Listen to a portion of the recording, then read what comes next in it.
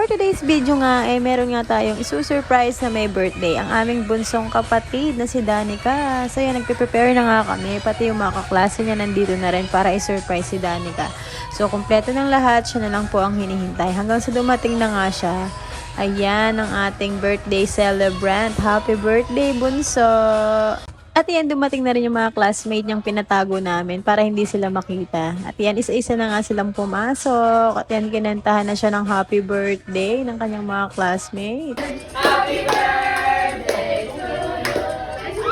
Happy birthday mo pa. Happy birthday mo pa. Happy birthday mo pa. Ilang taon niya na. Iyak na yan. Iyak na yan. Iyak na yan.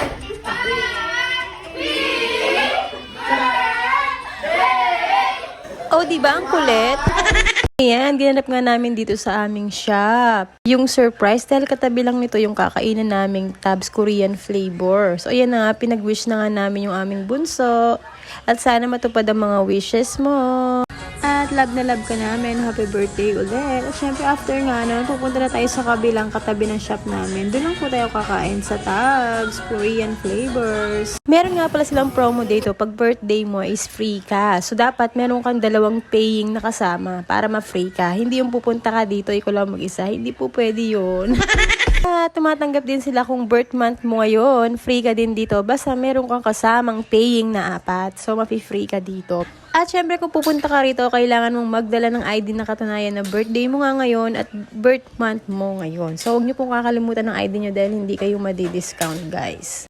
So, dito nga namin naisipan na kumain dahil nag-crave kami ng mga ganyang Korean food. So, kung gusto niyo ng mga Korean food at tikman yung mga Korean food nila, pwede kayo dito magsadya sa Tabs Korean flavor. Ang sasarap ng food nila, lalo yung mga side dishes nila. At first time namin i-celebrate na nandito si Daddy. So, ito na yung time na yon para kompleto ang buong family. So, ang aking husband ay wala dyan dahil nga meron po kaming customer. Dahil ang shop namin, tabi lang nito ang Korean Tabs flavor. So, ito nga pala ay located sa Makabebe Public Market sa taas ng PNB. Yan. Kung nag-crave kayo ng Korean food, ang sarap po ng food nila. Recommendable po sila.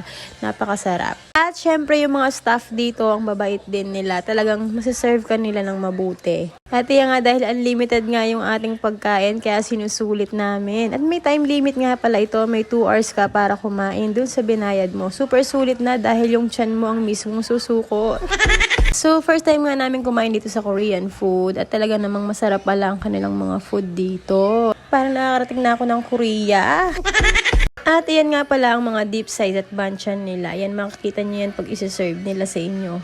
Ayan nga ang aming kapatid, super happy. At super happy din naman ako dahil kumpleto kami, guys. Ang sarap talaga sa pakiramdam pag ganun, diba, guys? Treasure every moment. Yan na nga, sabi ng kapatid ko, itry ko nga daw at bibidyohan niya ako. At yan, ang sarap talaga. Yan, parang kambing lang, puro kain lang ng puro gulay. At syempre, taste good siya. Very good. At yan naman ang aking kapatid na Sister Red, sinubukan niya rin at masarap nga daw. At syempre, ang aming mommy, tatry din niya. Ayan, ang sarap. At ayan na nga, medyo busog na nga yung mga tao dyan, guys. Ikaw ba naman 2 hours kang kakain, diba? Tingnan ko lang kung di ka mabunsol.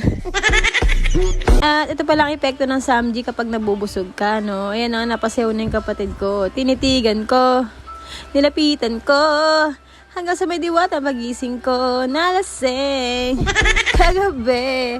At ayan na nga, pati yung mga classmate ng kapatid ko, ginawa na nga pong manika. Ayan, pinaghagis-hagis na nga pong aking bunsong anak. Yun na nga, hanggang dito na lang ang aming video. Thank you for watching. Bye!